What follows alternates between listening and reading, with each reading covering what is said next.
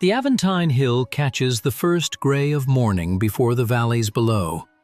The Tiber is already moving. The bakers have been at their ovens since the 3rd hour of the night. The fullers' carts, banned from the streets during daylight, are finishing their last routes through the dark lanes of the Subura. By the time the sun begins to clear the rooftops of the Celian, the city is already midway through a shift that ordinary people never see. In a second-floor apartment above a tanner's workshop on the Via Ostiensis, a woman is already awake. We will call her Claudia. She has not waited for the sun. She has not needed to. She knows the sounds of this building, the groan of the timber joists at first light, the vendor already calling in the alley below, the baby in the apartment above that cries at the same moment every morning. These are her clocks. She has counted time by them for 11 years. Claudia is 31. She is the wife of a freed merchant who trades in undyed wool. She has 3 children. She manages this household. She is, by the standards of Rome in the year 117 AD, an ordinary woman. What her day actually requires of her is anything but ordinary. The apartment is small. 2 rooms, a narrow corridor, a balcony where Claudia sometimes hangs wool to dry. There is no running water above the ground floor. There is no private latrine.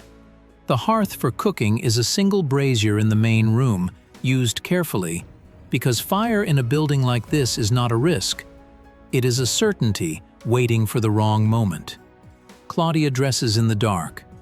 Linen tunic, a wool palla pinned at the shoulder. The palla is the marker of a respectable Roman matron, the visible signal to the street that this woman has a household, a husband, a social position worth acknowledging. She does not leave the apartment without it. The children, Sextus at 9, Lucia at 6, and the youngest, barely 2, are still sleeping on their pallets. Claudia does not wake them yet. She has 1 hour before the household needs feeding, and she means to use it. She sits at the small wooden table near the window and takes up her spindle. This is not a leisure activity. Woolworking is the central economic and moral occupation of the Roman matron. Claudia has been spinning since she was Lucia's age. The wool she processes will be sold through her husband's contacts, or traded for goods the household cannot produce. The spindle is turning before the city outside the window has fully decided to begin. Breakfast in an insula apartment is brief and practical. A piece of flatbread, left from the previous evening. Olives from a clay pot. A few dried figs. There is no kitchen in this apartment in any meaningful sense. No oven, no stone bench. The brazier can heat water and warm food. That is its full capacity. Claudia eats standing. She feeds the youngest while she eats. Sextus and Lucia take their bread and are sent to the courtyard below where a neighbor's daughter watches the smaller children while their mothers work. The morning errand is water. The public fountain is 40 steps from the building's entrance. Claudia makes 2 trips with a ceramic amphora before the queue grows long. This is not unusual. The water supply that Roman engineers are rightly proud of does not reach above the ground floor. Every woman in this building makes the same journey every morning, carrying the weight of the household on her arms and back. On the second trip, she stops at the baker's stall at the corner of the alley. She knows this baker. She has bought bread from him for 5 years. She pays in small bronze coins kept in a cloth purse tied at her waist. The baker gives her a half-loaf discount. She has helped his wife with the children during a fever season, and the city runs on favors as much as it runs on coin. By the 3rd hour of the day, Claudia is moving through the city. Her destination is the wool market near the Tiber, where her husband's supplier keeps a stall. She carries a small basket. She is not browsing. She knows what she needs. A specific weight of washed fleece, a quantity of dye mordant she has been expecting for 2 weeks. She knows the price it should cost, the price it will be offered at, and the price she will actually pay. Roman women do not merely manage the household's interior, they negotiate its material supply. Claudia has standing relationships with at least a dozen traders. She knows which of them weight their scales honestly. She knows which ones will extend credit in a difficult month and which ones will not. She holds this knowledge as carefully as any merchant holds his account books, because it is, functionally, the same thing. At the wool market, she moves quickly. She examines the fleece by texture and smell before she agrees to any price. She spends 12 minutes in negotiation and pays less than the opening offer. She knows she will. On the way back, she passes the Temple of Ceres on the Aventine. She pauses at the steps. Ceres is the goddess of grain, of harvest, of the practical daily things that keep a household alive. For a woman like Claudia, this is not a distant or philosophical deity. This is the goddess of every morning. The Forum Boarium is loud by the 5th hour. Meat traders, olive sellers, the smell of fish from the stalls closest to the river. Claudia has a list, held in her memory. She cannot read or write, and does not need to. The list is precise. She misses nothing. She buys lentils, a small amount of garum fish sauce, and a bunch of leeks from a seller she trusts. She does not buy the honeyed pastries from the stall near the temple entrance. The children would want them. She is not buying what the children would want. She is buying what the household needs to eat through the next 4 days. She stops at the cloth merchants neighboring the Forum to deliver the mordant to a woman she knows, the wife of a dyer who works on contract for her husband. This is an exchange of goods and information. The dyer's wife tells her that the price of Syrian purple is rising again.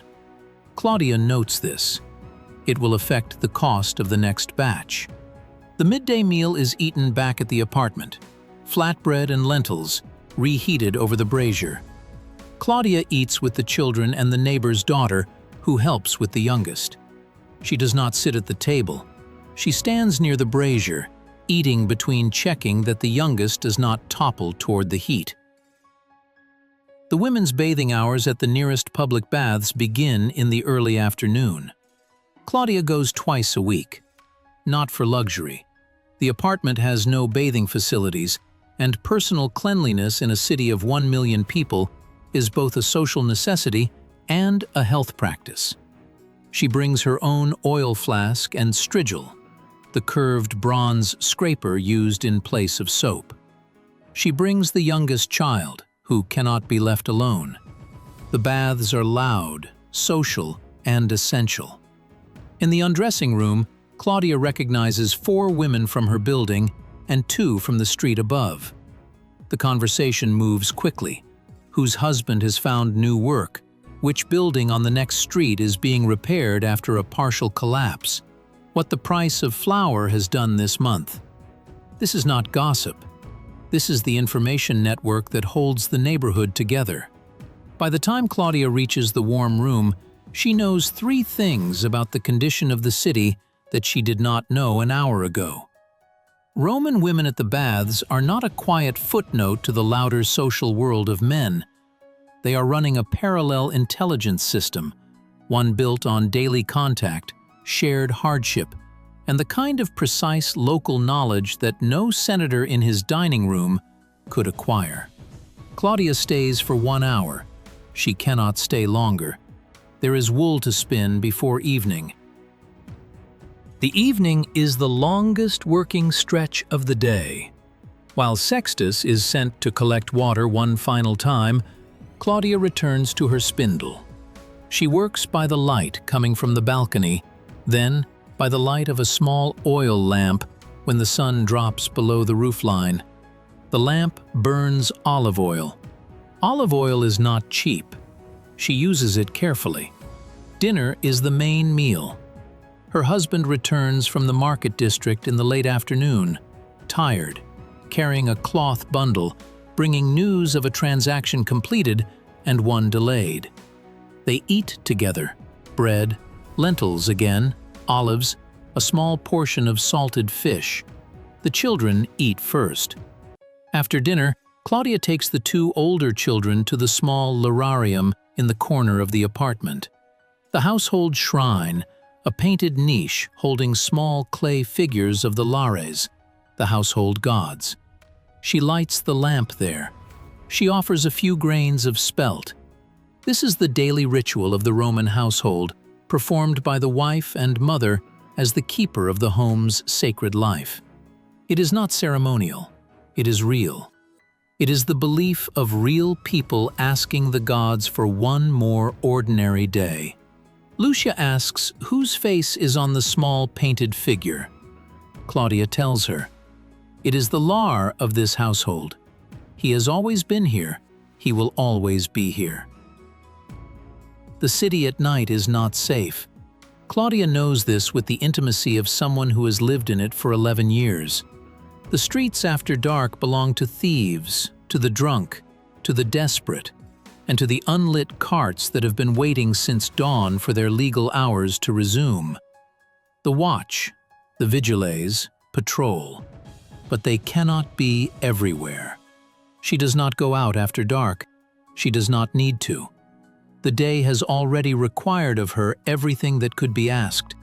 She has carried water, negotiated prices, managed a household's food supply, maintained a social network, raised 3 children, observed religious duty, and spun enough wool to contribute meaningfully to the household's income.